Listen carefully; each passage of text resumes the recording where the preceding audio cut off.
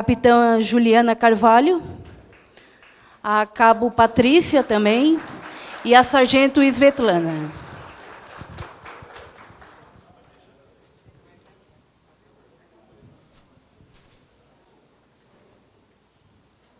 Então, o nosso tema, o tema do debate aqui é violência contra a mulher, violência de gênero, em especial as agentes da segurança pública. A gente vai tratar um pouco de assédio moral, assédio sexual, algumas questões relativas à instituição mesmo, questão de fardamento, alojamento, questões da vivência da mulher dentro da instituição. Eu vou passar primeiro o debatedor.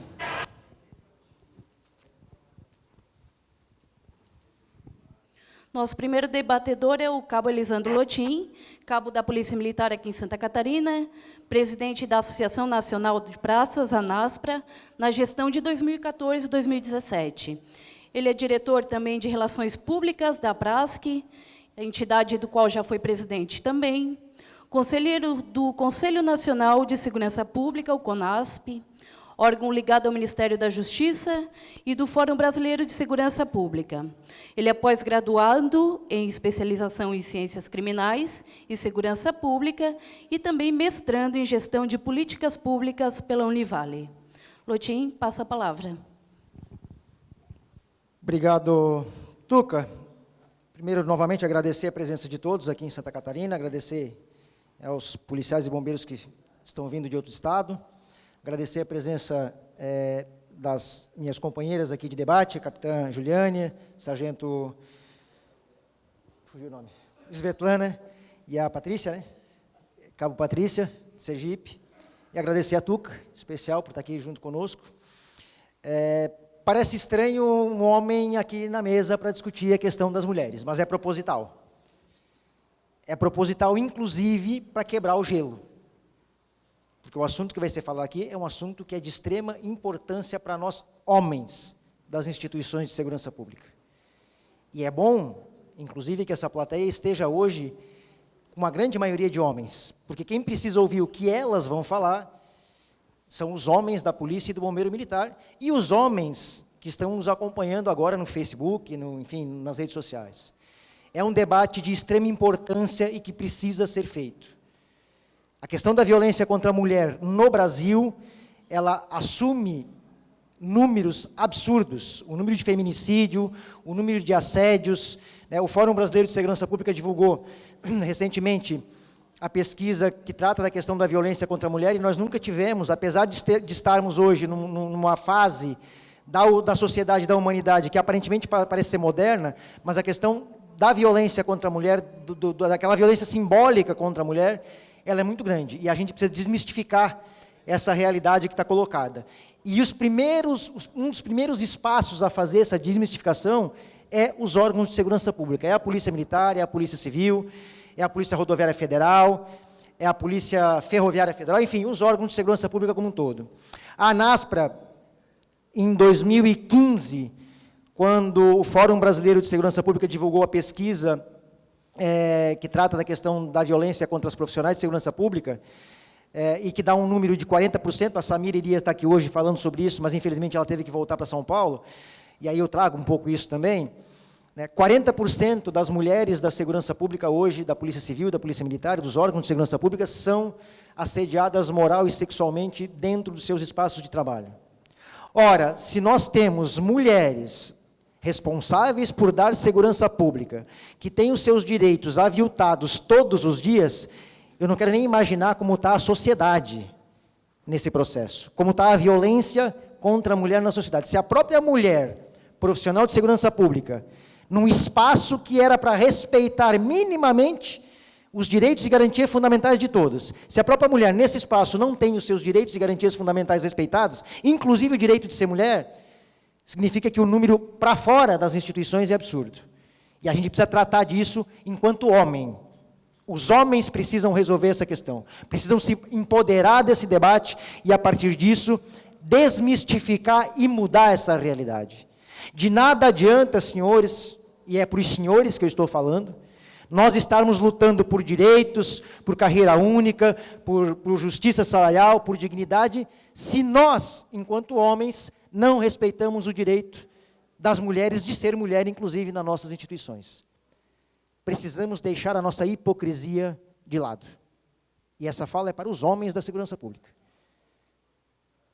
É inadmissível que façamos lutas, como temos feito, e aqui enquanto os deputados Prisco, Sampaio, Jesuíno e outros, diretores de entidades que estão aqui, é inadmissível que façamos a luta por dignidade e por justiça, brigando com governos, independente de corrente político-partidária e ideológica, e ao mesmo tempo nós, nas nossas entidades, não respeitemos as mulheres policiais e bombeiros militares. Precisamos discutir isso, inclusive nas próprias entidades. E eu, enquanto presidente da ANASP, nós começamos a fazer um debate, a partir daquela pesquisa que foi feita, capitão. Criamos em Brasília, através da secretária Regina Mick, um grupo de trabalho para discutir a questão da violência contra a mulher nas instituições de segurança pública. Um GT foi criado por portaria lá em 2015, a Carla está aqui, participou comigo de várias reuniões do GT. O objetivo central era externar essa realidade. Fizemos aqui em Santa Catarina, através da APRASC, o primeiro seminário das mulheres de segurança pública, e a partir de várias reuniões que foram feitas em Brasília, tínhamos o objetivo central de, primeiro, desvelar essa realidade, mostrar essa realidade, deixar a hipocrisia masculina de lado nesse processo, para debater isso de forma muito aberta, muito franca, reconhecendo, inclusive, as nossas próprias deficiências, porque a violência contra a mulher, e o Bourdieu fala isso no livro A Dominação Masculina, ela está intrínseca no nosso dia a dia. Eu mesmo me policio todos os dias para não cair nesse simbolismo dominador da questão da violência contra a mulher, porque está intrínseco na gente. É uma brincadeirinha, aquela brincadeirinha bem sem graça, sem maldade, alguém lá no trânsito que de repente fez... deu o sinal do pisca. Qual é a primeira palavra que os homens falam? É uma mulher no volante. Está no nosso dia a dia, está no nosso sangue, está no nosso crescimento enquanto ser humano. Essa violência simbólica, e nós temos que nos policiar para isso. Começamos esse trabalho em Brasília, fizemos várias reuniões, o objetivo era construir uma cartilha de orientação no primeiro momento, mudança de legislação, e o Éder falou aqui, o deputado Gonzaga fez um projeto de lei para mudar, para criminalizar a questão do assédio moral, que não tem ainda no meio militar essa questão do crime. Infelizmente, a mudança de governo, rompeu-se esse debate, o novo governo não é um governo adepto a essas discussões, a própria... confecção dos ministérios hoje dá conta disso, não se tem mulher nesse ministério, tem uma mulher que infelizmente inclusive acha que tem que ganhar 60 mil, porque senão ela é escravizada, e aí todo mundo sabe do que eu estou falando. Então, e começamos esse debate lá, e aí houve a mudança de governo, e o debate lamentavelmente parou. Cobramos da Secretaria Nacional de Segurança Pública por várias vezes, através do CONASP, através da ANASPRA, que reativasse esse debate da violência contra a mulher nas instituições de segurança pública, em especial da Polícia e do Bombeiro Militar, mas lamentavelmente não há essa compreensão do atual governo federal, nessa perspectiva de trazer esse debate, de mudar essa realidade. E isso começa, isso é muito evidente, na medida em que o presidente da República diz, textualmente, que a mulher tem que ficar na cozinha, que a mulher tem que cuidar do mercado, então uma posição claramente machista, uma posição claramente elitista, que tem que mudar essa realidade. Então, o objetivo desse debate hoje é isso, é desvelar essa realidade, trazer essas mulheres aqui que têm conhecimento de causa, que são vítimas desse processo, para que a gente, enquanto homem, repense as nossas atitudes, e eu estou falando, inclusive, isso para mim mesmo. Não pensem que eu estou aqui dando bronca nos homens, não, estou falando para mim também, porque no meu dia a dia isso também acontece, mesmo que eu sem querer, e eu tenho que me policiar para isso. É um constante policiamento de nós mudarmos essa realidade. E a gente só vai mudar essa realidade na medida em que nós, homens, nos empoderarmos desse debate e na medida em que nós, homens, enquanto presidente de associação, enquanto diretores de entidade, enquanto parlamentares, buscarmos essa igualdade que a gente pede enquanto representante de categoria para que seja dado para as instituições, citar aqui a questão dos oficiais, por exemplo, aquela questão dessa dicotomia, dessa briga, né, carreira única, etc., mas a gente tem que também trazer essa realidade para lembrar que existem hoje inúmeras mulheres na segurança pública que são aviltadas todos os dias nos seus direitos mais básicos, inclusive o direito de ser mulher. Então, o objetivo é esse, o meu papel aqui era só esse, de quebrar esse gelo e de deixar o debate para com elas, e elas fazer esse debate, e nós, homens, ouvirmos, refletirmos e, a partir disso, mudar essa realidade. Obrigado a todas e todos. Repasso a palavra para a Tuca. Lotim, obrigada pelas contribuições, tá? São sempre bastante pertinentes. Eu acabei me esquecendo, né, só para deixar os senhores e as senhoras inteirados, nós seriam 5 debatedores, né, mas a Samira acabou tendo que se ausentar em virtude de um compromisso, e então nós dividimos o tempo que cabia a ela para os outros 4 palestrantes, então vão ser 20 minutos para cada um. No final, né, dos debates, nós iremos passar para as perguntas, certo? Um tempo para que elas sejam realizadas, e depois os debatedores irão responder elas, certo? Dando continuidade, então, eu vou passar agora para a capitã da Polícia Militar de Pernambuco, a senhora Juliane Carvalho de Santana. Ela é membro da 4ª Comissão Permanente de Disciplina Policial Militar da Corregedoria Geral de Secretaria de Defesa Social de Pernambuco. Ela integra também a Diretoria de Articulação Social, Direitos Humanos da Polícia Militar do mesmo Estado. Possui especialização em andamento em Direito Público, graduada em Direito pela Uninasal, graduada em curso de formação de oficiais da Polícia Militar, curso em Gestão de Ordem Pública e Segurança Cidadã e Tráfico de Seres Humanos, graduada também em Administração Pública pela Universidade do Sul de Santa Catarina. Capitã, obrigada pela presença. Tá? Vou passar agora a palavra para a senhora. Só reiterando esse finalzinho aí, eu acho que houve algum Ctrl+C, Ctrl+V de algum palestrante anterior, que a última graduação eu não possuo. Só para fazer essa pequena correção. Eu saúdo todos os meus colegas essa tarde, debatedores. Para mim é um prazer estar aqui. Eu não tenho o dom da oratória do nosso amigo Lotim, de conseguir falar tudo que ele fala sentado. Então, eu vou pedir permissão aos senhores para me levantar, porque eu falo com a minha voz, eu falo com o meu corpo, eu falo da forma que eu me movimento, e para mim é importante ficar de pé. Para mim é uma honra estar aqui hoje. Conheci mulheres de fibra. Tenho orgulho de ser policial militar. Eu havia preparado um discurso anterior, voltado para a parte mais técnica da área que eu atuo hoje, porque hoje eu trabalho numa Comissão Permanente de Disciplina Policial Militar, a Corregedoria, que muitos não gostam desse termo, né? Corregedoria, mas eu tenho orgulho de fazer parte dessa comissão, que é integrada por 4 capitães e um cabo, e nós fazemos as apurações de meio Estado dos crimes e denúncias que chegam de violência contra a mulher.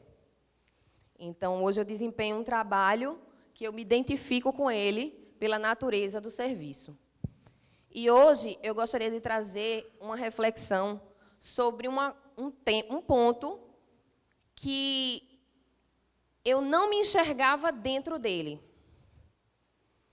O grande problema da violência contra a mulher é que, muitas vezes, ela não se enxerga dentro daquela violência. Essa da foto aí sou eu. Em 1900 e bolinha, eu era aluna do Colégio da Polícia. Como aluna dedicada, eu cheguei a ser promovida a major aluno, né, aqueles alunos que tiravam as maiores notas. E todo mundo tinha o sonho de, vou seguir carreira militar, seja para qualquer instituição que fosse, mas muitos dos meus colegas, né, seguimos carreira militar. E eu fiz o CFO. Eu tinha uma grande amiga, já desde aquela época, que nós estudávamos na mesma sala, E a mãe dela e ela me incentivavam muito para que eu fizesse o CFO. Faz, que você passa. E eu disse, vou fazer. E eu passei no CFO, tanto que estou aqui hoje. E quando eu passei no CFO, eu recebi uma ligação na véspera da minha apresentação na academia. A mãe dessa minha amiga disse a mim, Juliane, seja homem. O curso é difícil, o curso é pesado, mas seja homem. Só saia daquela academia com o curso concluído. E assim eu fui bater na academia. Na minha cabeça, eu vou ser homem. Eu não saio daqui, eu só saio daqui quando esse curso acabar. E fiz o curso. Esse exercício é uma manobra de adaptação à caatinga, que a gente tem várias vegetações diferentes em nosso estado. E durante esse curso, já no 3º ano de CFO, que quando houve o projeto do curso, o Exército, na época, não pôde abarcar a minha turma, e a nossa CIOSAC, que é a nossa Companhia Independente de Operações Especiais no Sertão em Caatinga, que hoje forma um batalhão já especializado, ele disse, nós nunca fizemos adaptação à Caatinga com mulheres. Nós nunca fizemos adaptação à Caatinga com mulheres. Então, essa turma vai se formar sem o curso. E meu comandante insistiu, disse que a gente teria condição de fazer todas as atividades, porque as FENs na minha turma eram padrão. E a gente ia seguir o curso. E durante esse mesmo curso, alguns dos meus colegas se sentiram mal, foram socorridos, e numa determinada atividade que a gente fez, porque o sol é muito forte no Nordeste, e principalmente no sertão do Nordeste. E quando terminou essa atividade, o comandante fez um depoimento, porque as FENs da minha turma, todas elas terminaram a atividade. E, a partir daquele momento, eu tinha orgulho não mais de ser homem. Porque eu vi que, para estar no CFO, ser homem não me era suficiente. Porque eu era algo mais forte. Eu era FEM. Essa daqui sou eu, tá, gente? Não sei se vocês conseguem identificar. Essa daqui sou eu. E assim eu me formei, com orgulho das minhas FENs. Orgulho das FENs da minha turma de CFO. E assim eu segui a minha carreira profissional fora da academia. Sou aspirante da turma de 2009. E fui trabalhar nos batalhões da vida.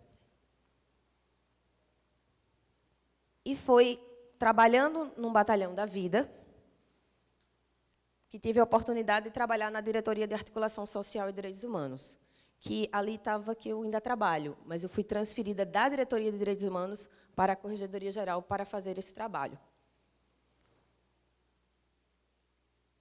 Eu tento não me emocionar, porque a história ela é marcada, para mim, de diversas fases, por assim dizer.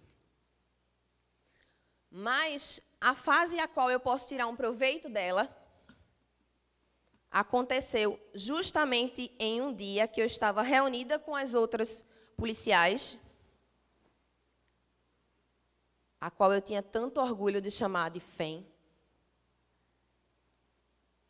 que eu contei, na verdade, que eu falei uma frase, eu disse uma frase muito simples. Nós fizemos uma reunião com as FEMs, eu disse, como eu estou feliz. Eu adoro reunião de FEM. E uma policial olhou para mim, desapontada. E eu não entendi por que ela olhou para mim desapontada. Eu já tinha mais de 5 anos de oficial de formada já, quando esse fato aconteceu, e ela olhou para mim desapontada. Eu disse, por que você está desapontada? Ela falou, não diga isso não. Eu não queria ser fém. Eu não sou fém. Eu sou uma mulher. Eu sou uma policial. E foi aí que eu parei, depois da primeira reação, de relutar em contra daquele comportamento que eu havia reproduzido durante muitos anos da minha carreira, porque eu tinha orgulho de ser fém. Que eu passei a pensar, a refletir de forma mais técnica sobre os comportamentos reiterados que temos no nosso cotidiano. E foi aí que eu enxerguei o tema da normatividade social. Tem Daniel Coelho de Souza, ele é um jurista que já faleceu em 98, e ele definiu, dentre as tantas definições, como conjunto de regras escritas ou orais, de origem determinada ou indeterminada, que tutela a conduta de homens em grupo, impondo-lhes deveres positivos e negativos. Então, eu passei a analisar aquele comportamento que existe dentro de todas as polícias militares. Eu estou sendo até, como se diz no meu estado, afoita em dizer que todos os policiais militares chamam as policiais de fém. Mas, como toda unanimidade é burra, existem aqueles que não as chamam. Então, eu tenho que levar isso em consideração também. Então, eu parei para analisar um pequeno comportamento. Existe PEMASC. Eu nunca ouvi ninguém dizer essa expressão. Chama, por gentileza, o PEMASC.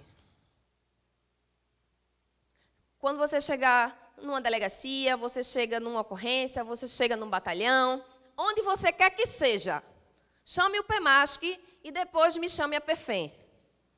Não. Isso eu nunca ouvi. Me atrevo a dizer também que eu acredito que grande parte aqui nunca ouviu. Você nunca foi chamado, ou chamou alguém, ou ouviu alguém chamar de PEMASC. Existe o policial e a FEM. Tenho uma experiência acerca desse assunto, que quando você chega numa ocorrência, ocorreu numa delegacia nossa lá, e foram prestados todos os depoimentos, e quando encerraram lá o flagrante, viram que estava faltando a oitiva da FEM. Então, está faltando a FEM. Por que não está faltando a policial? Tem alguma coisa errada aí. E se a gente for parar para prestar atenção, esse termo está positivado, ele está positivado dentro das normas de diversas polícias militares existentes. O termo FEM. É FEM, é PFEM, e o policial militar, a PFEM. Não tem nem escrito a policial FEM. Ela não é policial, ela é esse ser de outro mundo criado dentro de, me atrevo também a dizer, de uma tentativa, talvez, masculina, de aceitar aquele indivíduo ali que não era para estar ali. Porque a mulher não é para estar ali. Então, se tem uma mulher ali, ela não é mulher. Ela é FEM.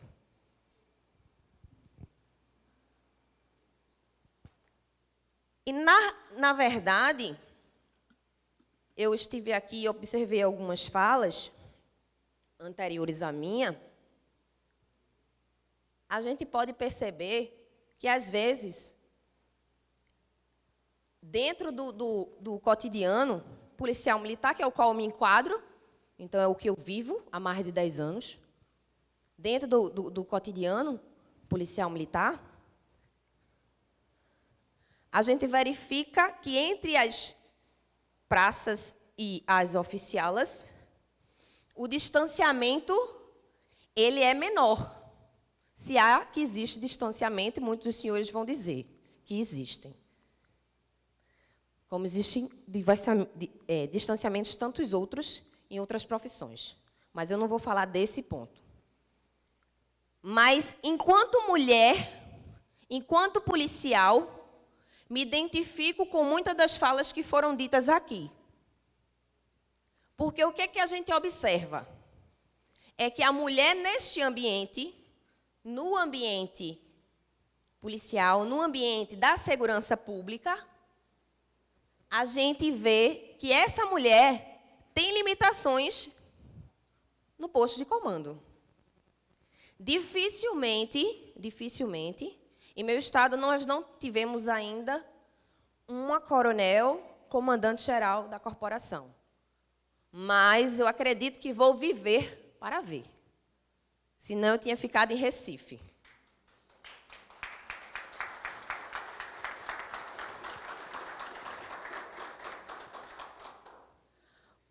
Hoje, na minha secretaria, no âmbito da minha secretaria, que é a Secretaria de Defesa Social, que nós temos as operativas, os órgãos operativos dessa Secretaria de Defesa Social, temos a corregedoria, que não é vinculada aos operativos, aos órgãos operativos, é vinculada direto à secretaria.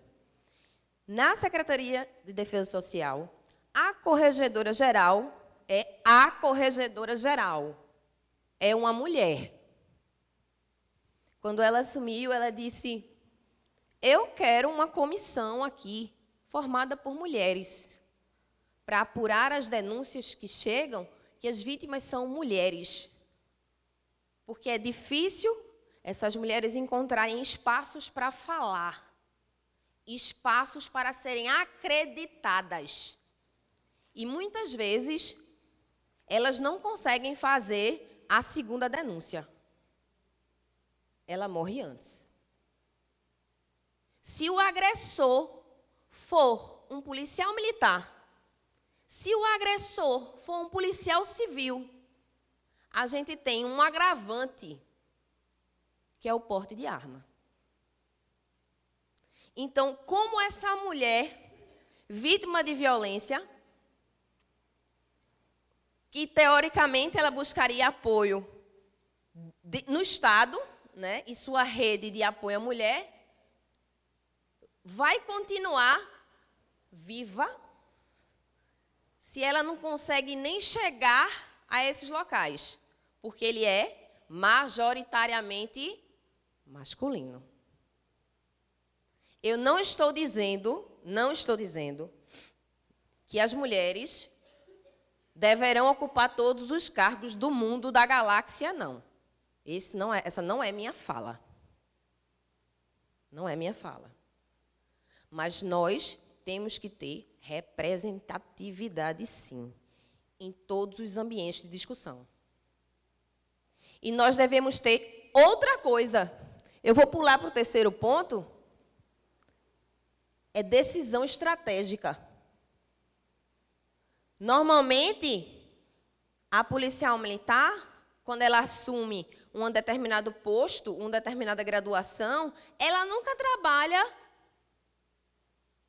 tendo como obrigação a tomada de decisões estratégicas.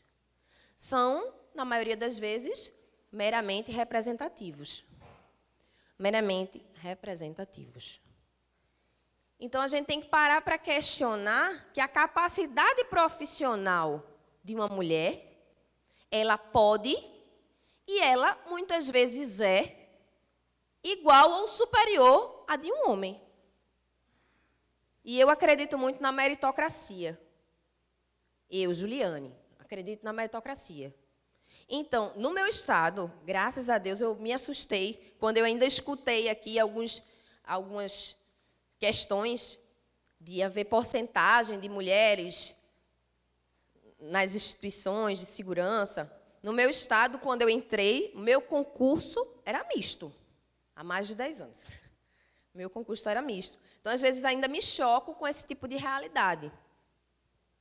Porque a policial, ela tem a mesma capacidade técnica e o mesmo treinamento de um policial. Então, a gente deve parar para pensar que, às vezes, talvez esses pontos são mais limitadores do que acolhedores da mulher.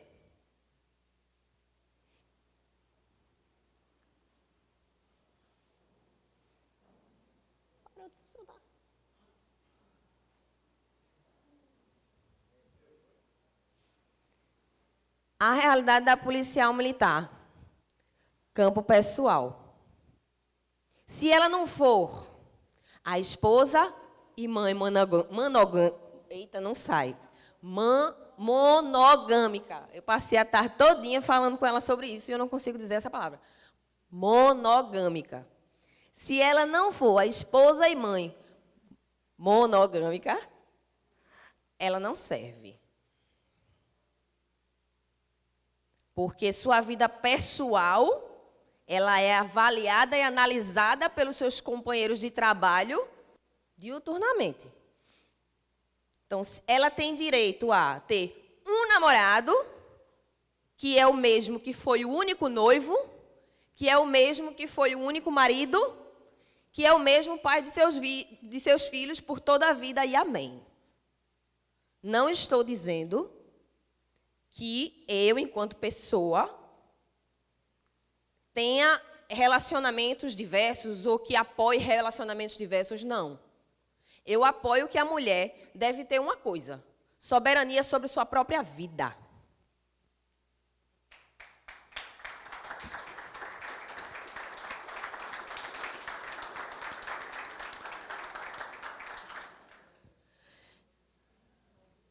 E para não deixar passar em brancas nuvens, aquela imagenzinha ali. Quando a policial militar, ela não é esposa e mãe Quando ela é esposa e mãe monogâmica, agora saiu. Obrigada. O que é que acontece? Quando ela é transferida para uma unidade, o currículo da vida pessoal dela chega antes dela chegar. É verdade. As policiais que estão aqui sabem disso. Existem alguns estereótipos que eu não vou falar, mas que todos os senhores sabem, porque os senhores já ouviram, pelo menos alguém falar. Não estou dizendo que os senhores fazem. Eu não estou dizendo isso. Os senhores são representantes de uma categoria que está aqui para promover mudanças. Então, os senhores serão a voz que vai ecoar no Brasil para tocar nesse assunto, para refletir sobre esse assunto, que a capacidade profissional de uma policial, que ela não é fé, ela não é medida pela sua vida pessoal. Porque para o masculino, não interfere em absolutamente nada. Até porque o que a pessoa faz em casa só diz respeito a ele, né? E com a alteração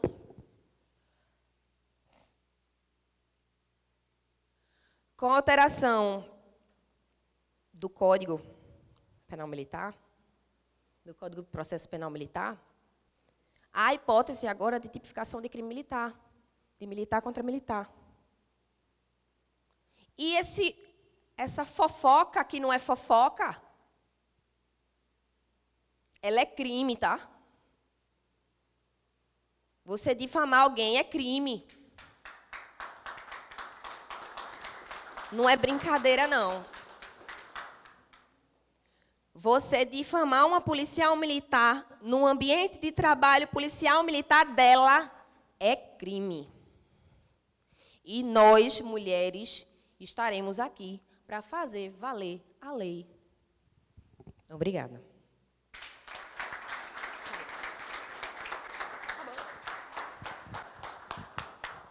Então, obrigada pelas palavras, tá? São bastante pertinentes. O Dauchi, cadê o Dauchi, que estava antes aqui na... Tudo bem? O Dauchi, tu estava falando antes, né, a respeito dos direitos dos policiais e tal, né, do quanto era difícil e que até a Constituição de 88 o policial ele não era visto como uma gente, né? Agora tu consegue ver assim mais ou menos tu sendo policial e mulher, né? Eu acho que eu estava até meio assim entristecida de não ter visto tantas mulheres, né? Eu esperava uma participação maior do público feminino. A gente fez bastante convite, mas na realidade é uma cultura que a gente ainda está lutando para quebrar, né? A mulher está participando desse espaço e institucionalmente é difícil da gente falar, né? Porque a gente é bastante cobrada, né? E quando a capitã aqui citou a questão, me chamou bastante a atenção, que lá é misto, né? Aqui no estado de Santa Catarina, tem algumas colegas aqui que não têm a vivência da nossa caserna, né? Mas quando eu entrei na polícia, eu entrei concorrendo a 6% das vagas. Depois de um tempo, ela passou para 7%, e hoje, graças a uma alteração na lei, ela passou para 10%, mas ela ainda é insuficiente, né? Como a capitã disse, a gente não quer ocupar todas as vagas, mas a gente quer aquela igualdade de poder concorrer, né, em direitos como vocês conseguem entrar, né? Inclusive, o meu tema de TCC, eu, ano que vem, me formo em Direito, na metade do ano, e eu estou trabalhando sobre a inconstitucionalidade na limitação de vagas para bombeiro e policial militar aqui no estado, né? Só fazendo um parênteses. Obrigada, tá? Vamos dar continuidade, então, ao debate. Eu vou passar a palavra agora para a cabo Patrícia Rodrigues dos Santos. Ela é assessora de comunicação na Secretaria de Segurança Pública de Sergipe, possui graduação em comunicação social, com habilitação em rádio e TV, pela Universidade Federal também do estado da que ela pertence, né?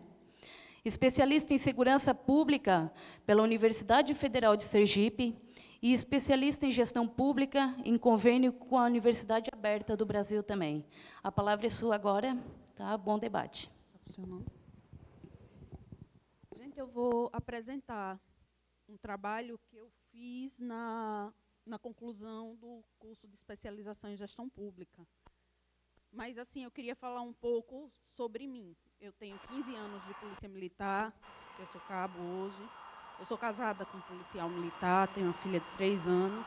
E, junto com Isetlana, minha grande amiga e parceira aqui, nós fundamos, com outras amigas também, a Associação Integrada de Mulheres da Segurança Pública em 2010, não é isso? 4 de setembro de 2010. E tinha uma fala muito recorrente sobre as reclamações.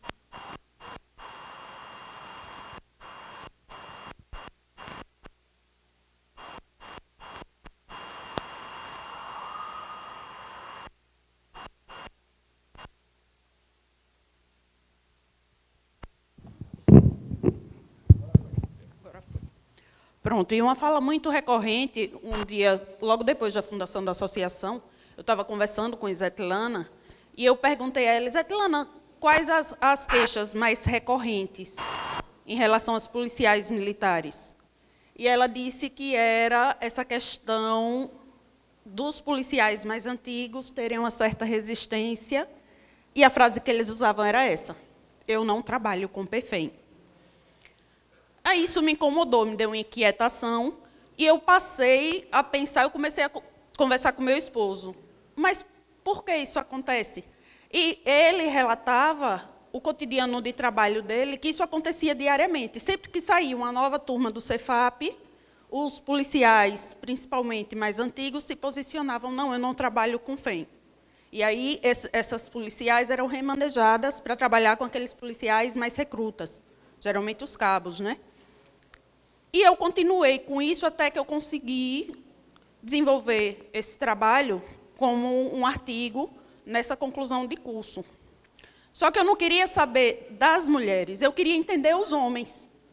Então, eu juntei um grupo de 8 homens que trabalham em diversas unidades do Estado, e aí eu comecei a fazer essa entrevista, para entender por que eles não trabalhavam com FEM. Bom, eu acho que eu desliguei. Não, ligou. Tem que ser com força aqui. As primeiras mulheres, elas entraram na Polícia Militar como forma de uma homenagem no aniversário da instituição, em 28 de fevereiro de 1989. Foram 2 sargentos e 2 oficiais. E foi mais a um título de homenagem do que, de fato, a necessidade da presença da mulher na tropa. É tanto que foram 4 apenas. Dessa data de entrada das mulheres, apenas em 2010, uma mulher assumiu um comando de um batalhão de área, também a título de homenagem. O QCG foi fechado, enfeitado com balões cor-de-rosa, com flores, e uma mulher recebeu o comando de um batalhão de área, como homenagem. Até 2013, que foi o ano que eu desenvolvi a pesquisa, apenas 6% da tropa era feminina. Só que, nesse mesmo ano, mais de 75% dos locais de serviço não tinham sequer um banheiro para que essas policiais pudessem usar. Não tinham banheiro, não tinham alojamento, e até hoje, na verdade, a maioria das unidades não tem, principalmente as localizadas no interior do Estado. O que é que acontece? A partir dessa falta de estrutura, que contemplasse a compleição física da mulher, porque nós não somos regidos pela legislação trabalhista, porque temos um regulamento específico, mas a ABNT ela é clara, onde houver um homem e uma mulher trabalhando, em horário igual, deve haver um banheiro feminino e um banheiro masculino. Deve haver um alojamento masculino e um alojamento feminino.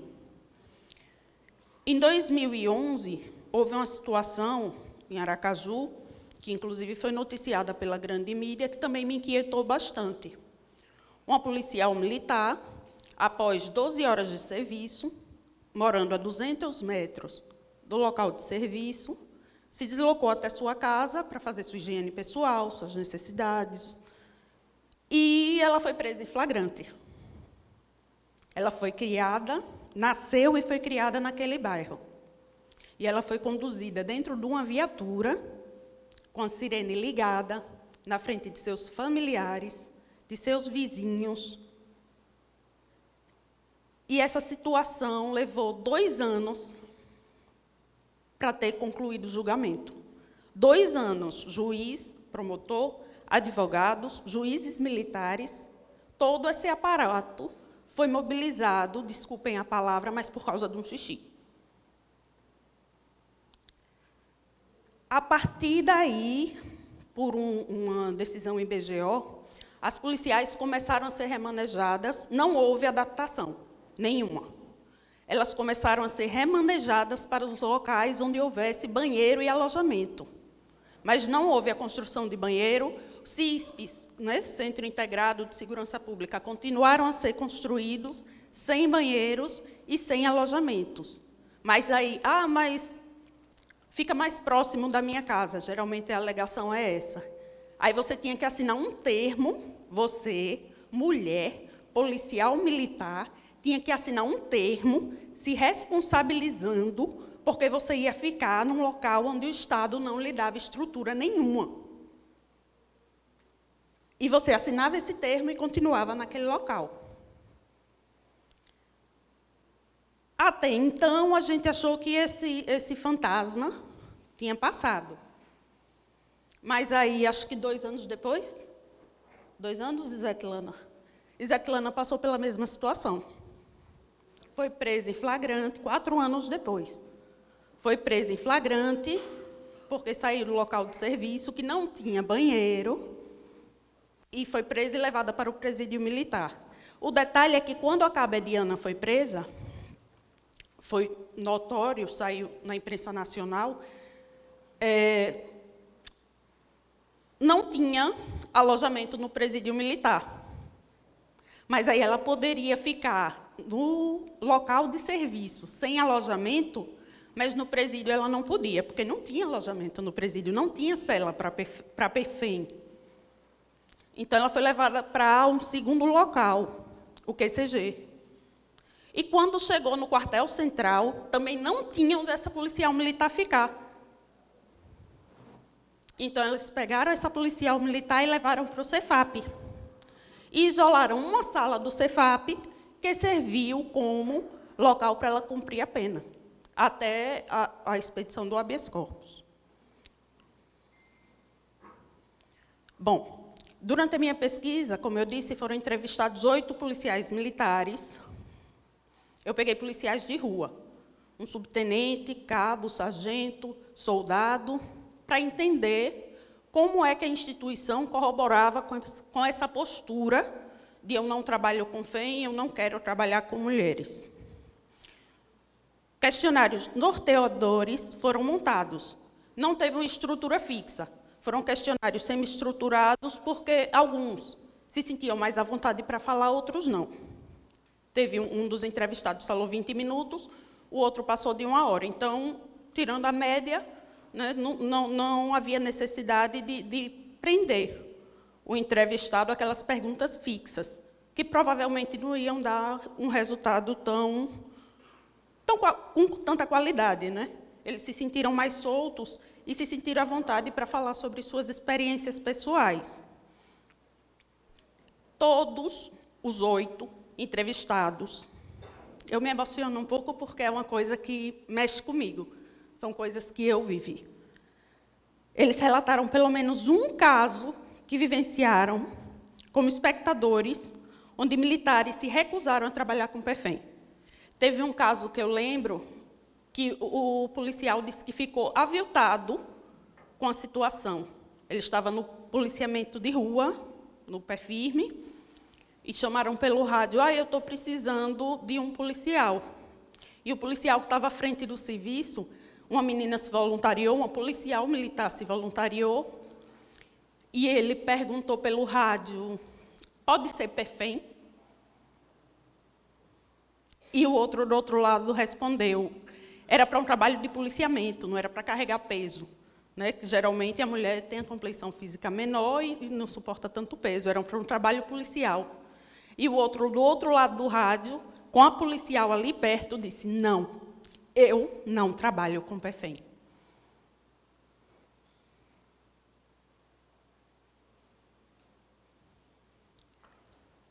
De acordo com os policiais entrevistados, em todos os casos, as escalas que são preparadas 1 mês de antecedência, que são assinadas pelo comandante, são modificadas.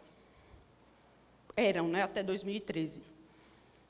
Uma outra questão, e essa questão da modificação vai mexer com toda uma estrutura, porque o sargenteante tem o trabalho em fazer a escala, o oficial vai assinar, entra numa lista de documentos para assinar, a escala vai para o quadro e é modificada.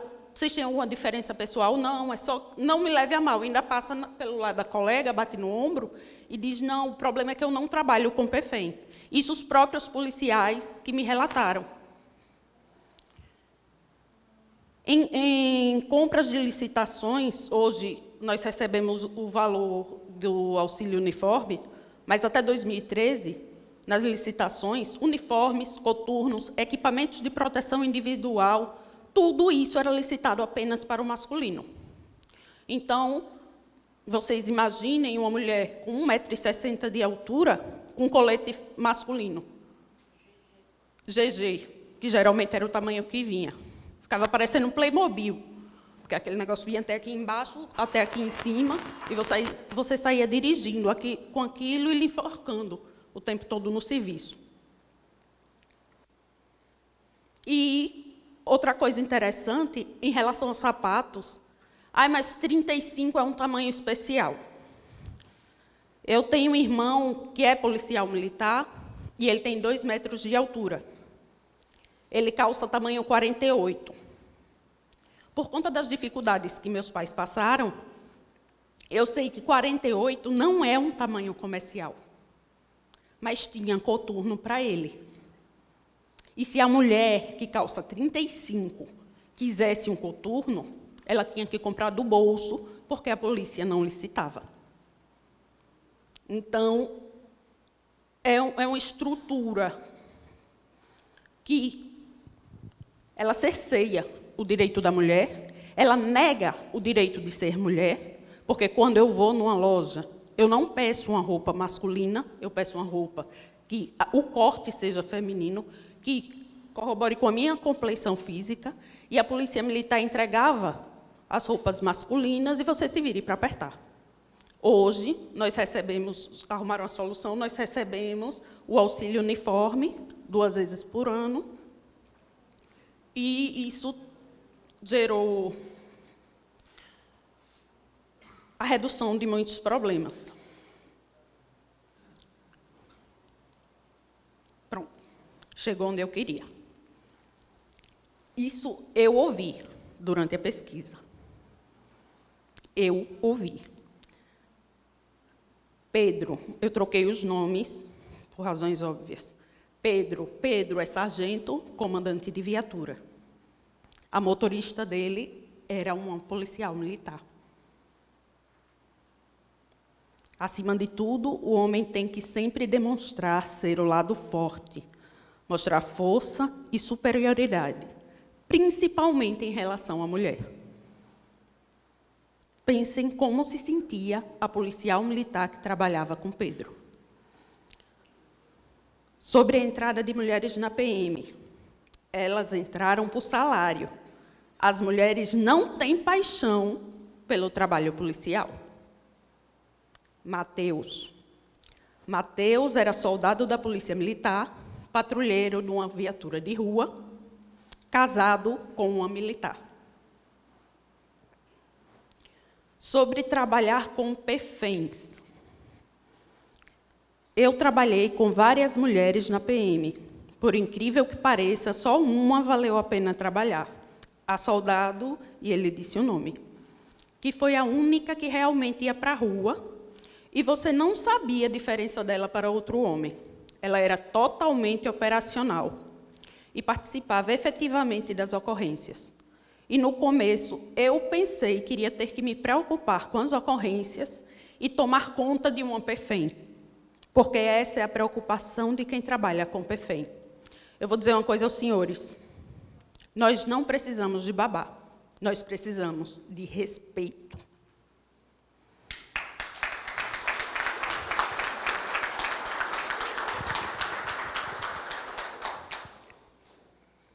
Sobre o trabalho da mulher policial militar. No meio militar, eu acho difícil de ocorrer essa aceitação, acho que só vai surgir de acordo com a necessidade. Quando as mulheres entrarem de vez no serviço ostensivo, eles vão ter que mudar o pensamento e não vai existir isso de alguns militares dizerem que não trabalham com PFEM. Esse foi o militar, pelo fato do artigo ser conciso, eu não tive condições de colocar todas as falas que me chamaram a atenção. Mas esse foi o militar que me falou da fala do PO, que o sargento disse pelo rádio que PFEM não servia. Só que como é que a mulher vai ser inserida no trabalho policial ostensivo? Se não há condições de alojamento, não há condições de banheiro, que é o básico, não existe uma estrutura mínima para distribuir essa mulher na tropa. A CPFEM ela foi desativada em 1999, e, a partir daí, as mulheres que a compunham foram distribuídas em toda a corporação. Mas a corporação, hoje, tem 29 anos que as mulheres fazem parte da Polícia Militar de Sergipe.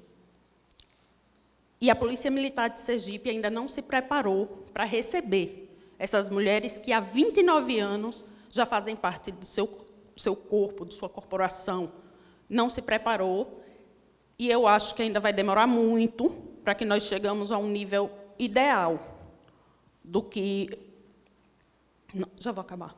Do que nós possamos tolerar em relação a nós e em relação à nossa convivência com os nossos colegas de trabalho. Eu vou fazer uma afirmação pessoal que não está no meu trabalho, mas eu hoje vejo que só os senhores e senhoras que estão aqui podem mudar isso, porque são os formadores de opinião, porque é quem está no contato diário com a tropa como um todo. E, diante das conversas com colegas de outros estados, eu vejo que essa situação se repete em todo o Brasil. Muito obrigada a todos e tenham uma boa tarde.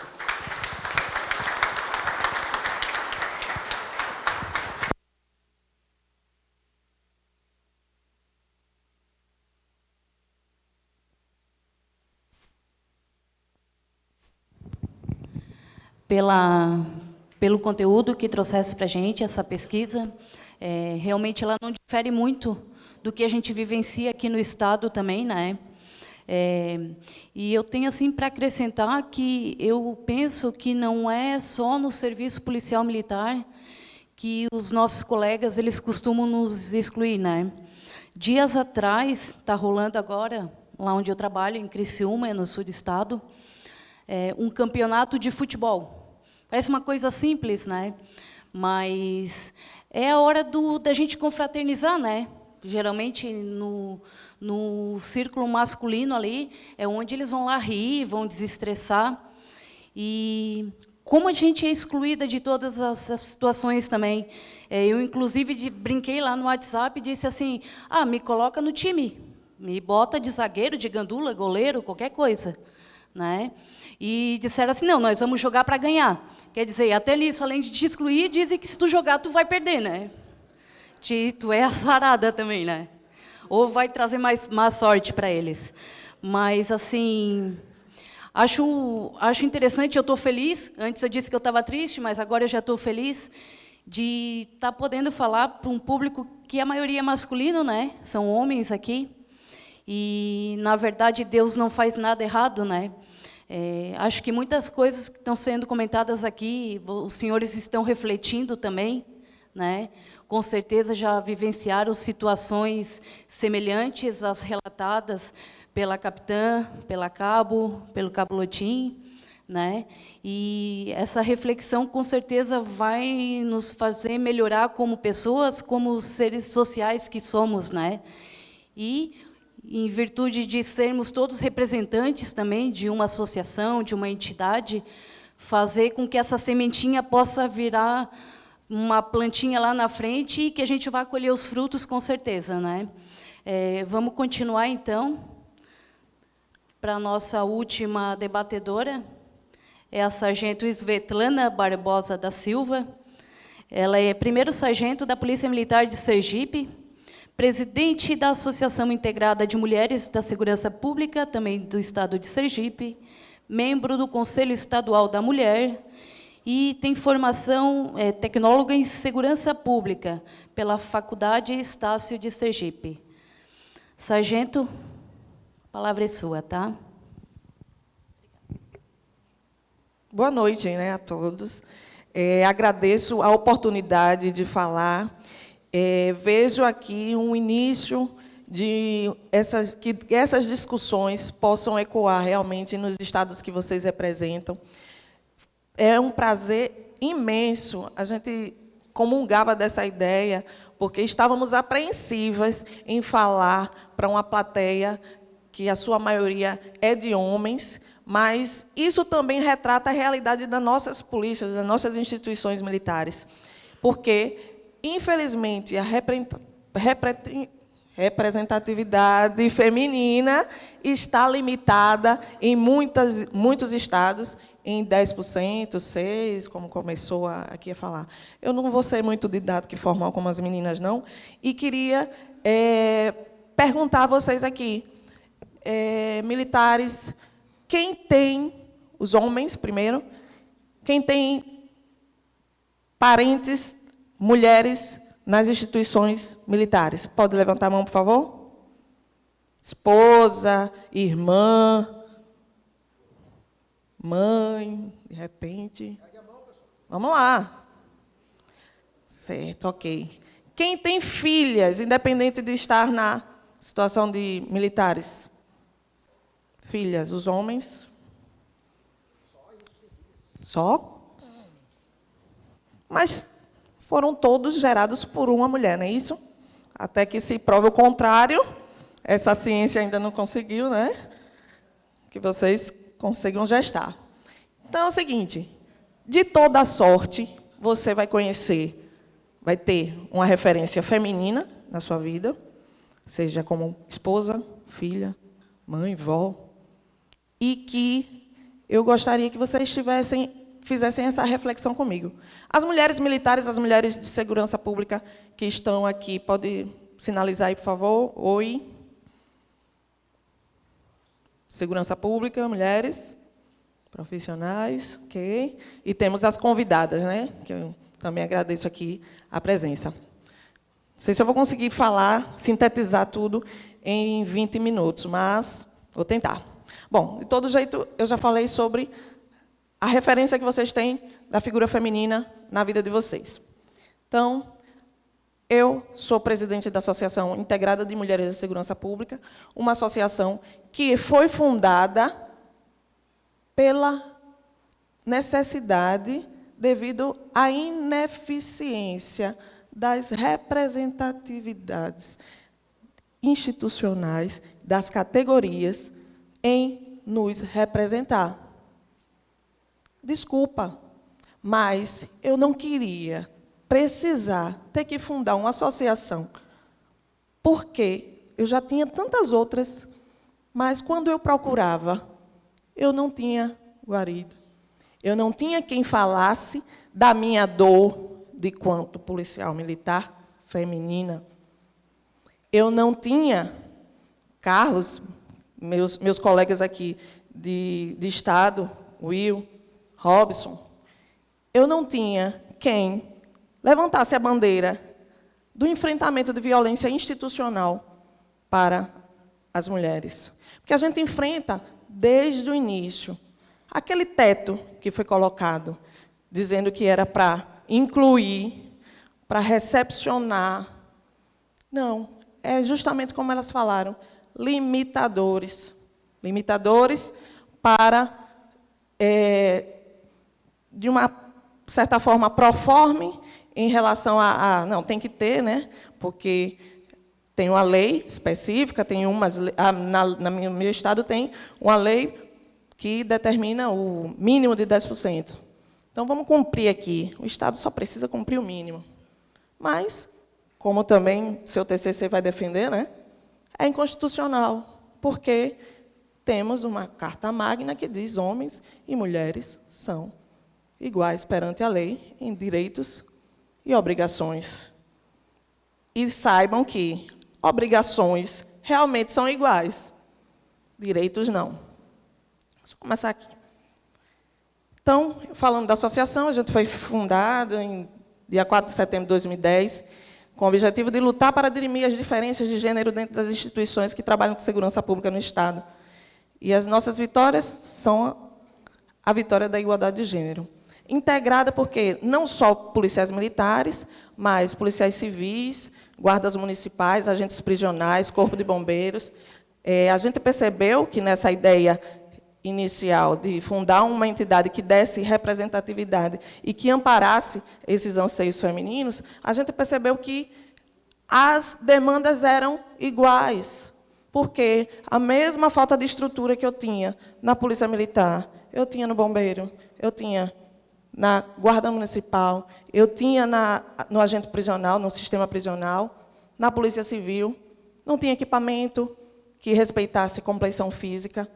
Então, e as políticas públicas não conseguiam transpassar as barreiras.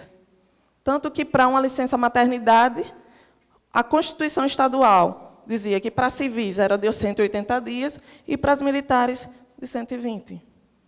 Então, essas questões foram inquietando, fora os assédios, as questões que sabíamos que muitas vivenciavam. Então, se pensou em um local que blindasse, que desse voz para essas mulheres.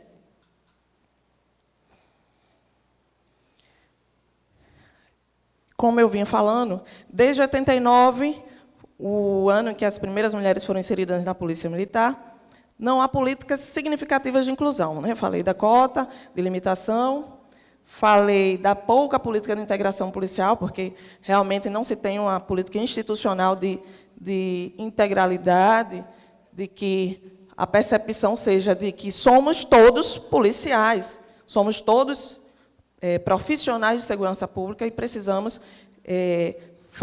enxergar que somos parte de uma engrenagem. Valorização, né? Temos questões nítidas de discrepância. Claro, historicamente, a gente vem levando essa desigualdade.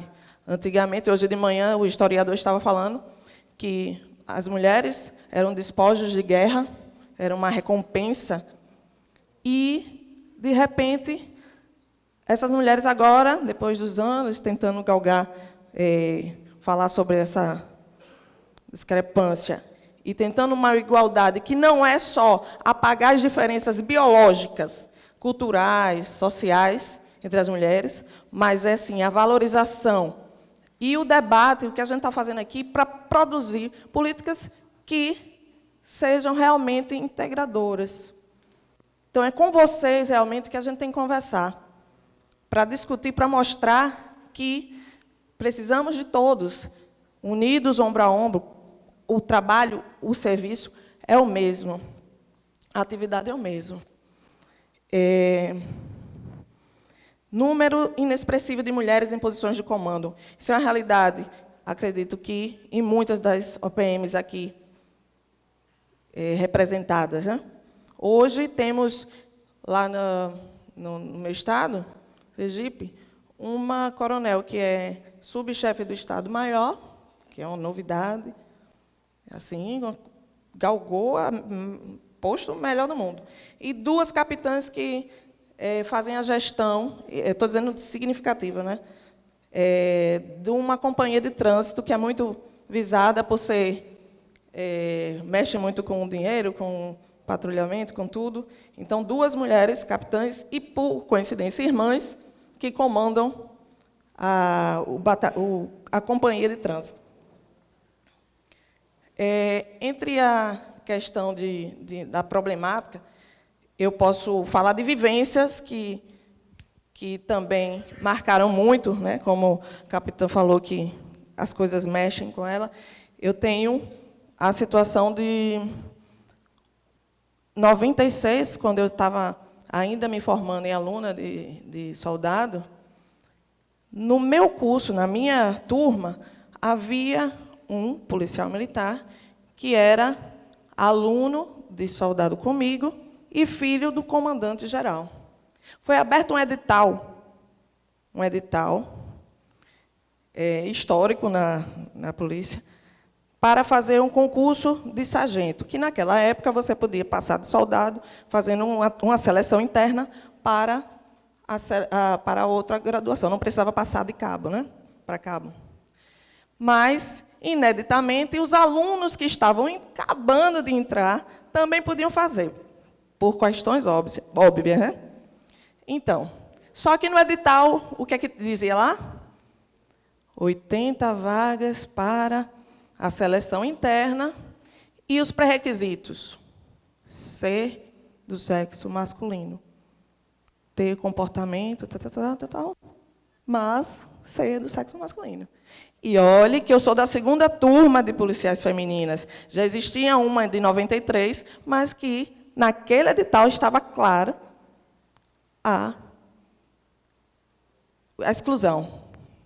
Então, colocamos, solicitamos, não tínhamos ninguém para brigar por nós, e, administrativamente, fizemos todo o rito de, poxa, espera aí, vamos respeitar a lei no percentual, porque a lei que mantinha o limite de vagas era a mesma lei que dizia também: olhe, mas essa limitação de vagas para acesso é a mesma que você tem que respeitar para promoção, admissão. Ai, meu Deus, vou tentar. Então, aí, isso se arrastou durante anos, esse processo, porque, administrativamente, a gente não conseguiu nenhum apoio. E se arrastou de 2002, isso começou em 96, e a gente tentando, até judicializar, e conseguimos, em 2007, uma posição do Judiciário reconhecendo aquela preterição. Isso já deu uma balbúrdia total, né, Sargento Carlos? Por quê? Até então, nós não tínhamos conseguido nada, então a gente não mexeu em ninguém. Os homens estavam lá, galgando os postos, eles foram promovidos. E aí, quando a gente ganhou, o que é que foi que o juiz mandou dizer? Promova por ressarcimento e preterição, a contar da data do primeiro concurso. E aí, agora, 49 mulheres que ganharam na Justiça, porque antes, se ficassem respeitando o percentual das 80, 8 vagas, mas não deram. O juiz mandou colocar quantas? Todas. Olha o problema. Até hoje. Sou sargento, hoje, pela decisão judicial, que me assegurou o direito que fora negado, porque não tinha como ele me dizer, fui eu, foi você, foi aquele, não. Todas as que foram preteridas tiveram que ser realinhadas. Isso está gerando um problema institucional, porque a instituição, os gestores, não se isentam da questão para dizer assim, não, o que a justiça decidir vai ser feito, não. Pelo contrário, fomentam uma guerra entre os sexos. A gente está num caos em Sergipe com ameaças de morte. Eu ouvi relatos dizendo, cuidado, porque você que encabeça, cuidado, porque os meninos estão empavorosos e já disse, pode aparecer uma perfém morta. Precisa isso? Mas a gente passa. E a gente não quer lugar de ninguém, a gente só queria o nosso direito. A policial passa por um empoderamento figurativo e invisível para os gestores, né, quando eles não licitam material, quando a gente não é vista como parte integrante da instituição, quando a gente precisou fundar uma associação e somente depois disso conseguimos licença maternidade estendida, com um projeto de lei do governador, né, Deda, finado lá, mas a gente fomentou até ele assinar. Teve, sim, Patrícia, a questão do... a policial vai ter que assinar, vai ter que ser remanejada, que a gente pediu que, no mínimo, ele desse o direito a ela a pedir remoção, porque, em muitos casos, elas não conseguiam nem remoção de um lugar que era inóspito. Então, houve também intervenção da associação quanto a isso. Então, alguns ganhos vieram após a criação da associação.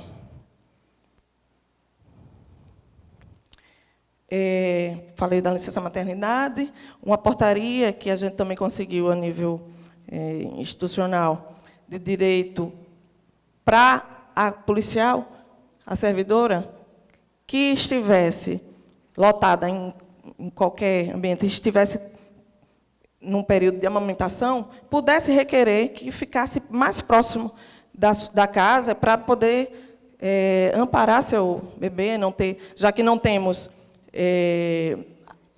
creche, não temos... como é que falam aquele... Não. Porque tem a adaptação que tem que ter para dar mama. Isso tudo é previsto nas legislações privadas, mas, infelizmente, as políticas públicas não entram. De amamentação. Então, eles conseguiram fazer essa portaria, né, dando esse direito. E houve também o remanejamento para locais como banheiro e alojamento. Os coletes femininos começaram a ser licitados com a nossa intervenção, porém, em número insuficiente. Ainda temos que ficar vendo onde é que tem um colete quando vai para uma operação, porque, em número, ele sabe o quantitativo, sabe quantas estão na situação de necessidade, e deveria ter equipamento para todo mundo, mas não existe. Muitas mulheres não estão na rua, não estão no serviço fim, não é porque não querem, é porque não tem estrutura. E não desmereço nenhuma que esteja no administrativo, porque o serviço tem que ser feito, e porque ninguém aponta um homem que está no administrativo como se ele tivesse, não, ele está ali porque ele não quer, macetoso. Não. Então, por que é que quando é uma mulher que esteja ali, se ela quiser realmente exercer aquela função, e que tem que ser exercida por um profissional, ela tem que ser ultrajada por isso? Então, são reflexões que a gente tem que fazer. E eu queria, assim, antes de passar para o slide, pedir para que vocês agora, que têm referências femininas, de mãe, esposa, irmã, ou uma colega até próxima, veja e consiga, tente refletir nas situações que eu vou apresentar agora, e faça uma pergunta: e se fosse com a sua filha, sua mãe, sua irmã, ou uma pessoa que você gosta e tem apreço e sabe das competências e das dificuldades que eu vou retratar agora? Reflitam. Vejam essas situações. Em 93, as mulheres da primeira turma de soldado tinham uma restrição para cumprimentar, para falar com os homens. Elas foram formadas numa sala separada e não podia sequer olhar. Já começa no centro de formação. Tá vendo? Sargento Carlos, que está avalizando aqui a situação. Houve uma tentativa de estupro em serviço no 1995, no PO, que a gente chama, que é o policiamento ostensivo. O policial teve a sanção, foi expulso, só que, infelizmente, a gente usava uns métodos, né, de expulsão sumária, que deu brecha para ele voltar anos após. Este policial, ele cometeu outros estupros, só que de civis, mas ainda teve a petulância de querer se reformar com um problema no joelho.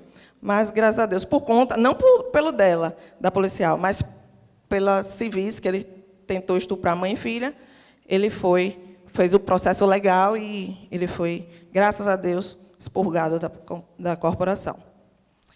Houve um gretamento, uma violação da intimidade, no centro de formação também. Uma policial foi gretada por um sargento quando fazia sua asepsia, porque os locais não preservam a intimidade, né? E o homem, eu acho que acha que excita, né? Então, vai lá e acha que é dono e pode fazer. Exposição química de gestante. Um oficial sabia que a policial estava gestante, mas decidiu brincar com seu gás, spray, espargidor de pimenta, num lugar confinado. Se fosse com a sua filha. Ele respondeu um procedimento administrativo, não há crime, não há nada. Era coronel. Assédio moral na companhia do Getan. 2 casos que a gente teve conhecimento e levamos, pedindo apuração enquanto associação, e, infelizmente, a punição é muito inexpressiva. Uma advertência de um assédio moral, porque, infelizmente, também quem apurou disse: mas eu recebi tanto telefonema de coronel, ele é subtenente, mas ele não tinha nada no histórico dele. Então quer dizer que todo mundo pode cometer um homicídio, né? Réu primário, então, todo mundo tem direito, porque não tem um passado. Tem que ser julgado pelo fato que foi feito, e não, nesse caso, por seu histórico de bom comportamento. Não podemos passar batido. Racismo e constrangimento. Uma policial negra foi constrangida porque, para tirar foto da carteirinha de identificação, vou encerrar. Me permita aí, mas só terminar esse slide. Racismo e constrangimento, porque ela tinha o cabelo afro, então foi compelida a tentar baixar os cachos, o cabelo, porque não queria de jeito nenhum que saísse na foto a identidade racial dela. Prisões por falta de estrutura, daqui eu fui vítima também. É aquela questão que eu falei. Muitas mulheres não estão no serviço fim porque não tem. Você aceitaria com tranquilidade que uma mulher tenha que se dar o jeitinho? É isso que a gente quer como valorização profissional, que eu tenha que dar um jeitinho, que eu tenha que ir para um mato ou ir para qualquer lugar, porque eu não fui pensada, não tive estrutura pensada para me recepcionar.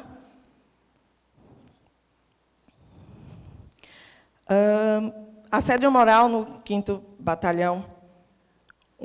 Eu peço desculpa, mas eu vou ter que dizer. Uma soldado era motorista de um sargento. O subtenente pediu para que ele aguardasse. E demorou demais dele chegar no quartel, já tinha acabado o expediente, e ela tinha outros compromissos, e perguntou: sargento, a gente não pode ir, não, o sub não está chegando, já tinha passado muito tempo. E ele disse: vamos, depois eu falo com ele. E, no caminho, que eles foram embora, o subtenente encontrou o sargento que já estava lá na frente. Aí o sargento: não, eu vou voltar para dizer a ele que eu dispensei. E a expressão que o subtenente falou na guarda para todas as pessoas que estavam ouvindo, inclusive a militar, tinha um policial que era esposo dela, também nessa mesma unidade, foi: desculpem, mas você é comandado por um priquito? Degradante, né? Ouvir isso. Um suboficial falar isso, dizer que priquito por priquito eu tenho em casa. É essa a expressão chula, é isso que somos vistas, rebaixadas, a genitália, né? Uma outra policial pediu apoio porque tinha acabado de ser fardada, caminhando no calçadão sozinha, e um malandro tentou assaltar para tirar a arma dela. Ela lutou, ela não deixou ele levar. E olhe que ela é baixinha, mas ela se agarrou com todas as forças e só se livrou porque mordeu ele. Quando chegou numa reunião que tinham vários policiais, que era uma ocasião de uma solenidade, pediu apoio para ir buscar, porque ela não quis atirar pelas costas nele, porque a população chegou. E ela disse: eu vou pedir apoio. E, quando chegou lá, o policial se negou a ajudá-la.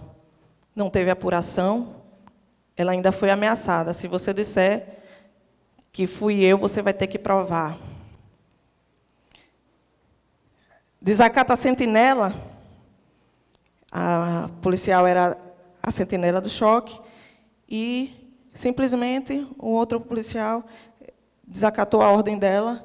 A apuração: deixa para lá, não vai dar em nada. Não, vamos resolver por aqui. Ato libidinoso. Militares se masturbando, vendo filme pornográfico. E a policial que estava de sentinela foi chamar, porque era o horário deles assumirem.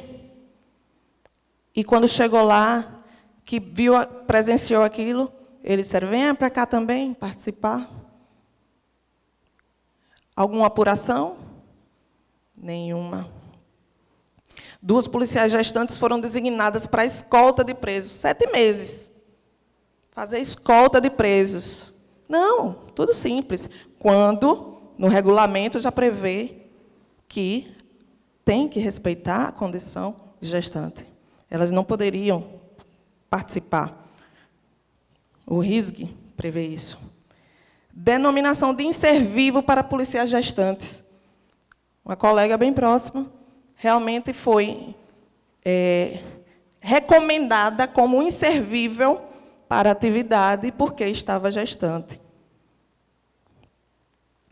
Policial de folga ameaça a arma, uma policial de serviço, né, por ser mulher. Ela estava de serviço, som abusivo, e foi comandante de guarnição, juntamente com o soldado, atender. Quando identificou que era sargento, o policial também era sargento, e pediu para que ele abaixasse o som, que tinha recebido ligações. E ele peitou e disse, vem abaixar. Será que ele faria isso com um homem? Com outro colega? Venha para ver se você abaixa. Alunas colocadas em forma em trajes íntimos. Cefap não foi Carlos. Porque os alunos esqueceram o uniforme de educação física, simplesmente foram determinados que entrassem os homens só de calça e coturno e as mulheres de sutiã ou top, se tivesse. O medo não deixou com que elas falassem. Alunas querendo um emprego, um oficial, mulher, viu e disse, voltem agora. Umas estavam tremendo no banheiro, chorando, e outro oficial avalizando tudo o que era feito. Foi um choque de competências lá, que a oficial que viu aquilo era subordinada ao homem, né, policial oficial, mas peitou e disse, eu não admito isso. Mas, infelizmente, pela omissão, as mulheres não quiseram fazer a denúncia, eu não tive como me posicionar. Então, gente, a gente não quer nada além do respeito, equidade de gênero. É preciso que vocês pensem, realmente, que se fossem com você, essas apurações todas não têm expressivamente a punição que deveria ser para a educação. Eu sei que é muito difícil desconstruir tudo isso que historicamente foi tolhido às mulheres. Mas até quando? A gente não tem que avançar, não? A gente precisa avançar, a gente precisa de vocês, a gente precisa se colocar no lugar do outro para poder entender que, no meu lugar como mulher, você faria o quê diante de todas essas coisas? Estaria brigando, lutando, querendo a mudança, se acomodaria, recuaria?